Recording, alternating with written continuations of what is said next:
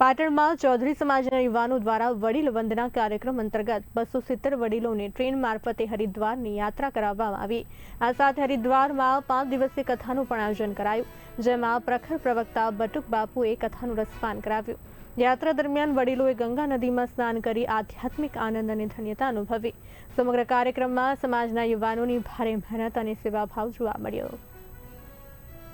ચાલો ગંગા માતા કી જય।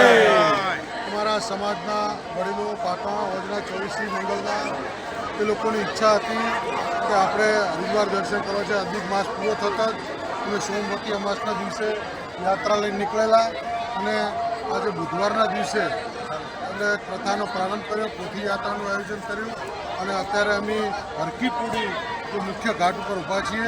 તો વડીલોને અને માતાઓ છે અમારે અને ગંગા મૈયાના દર્શન કરાયા અને સરસ મજાનું 7 દિવસનું કથાનું આયોજન કરેલું છે।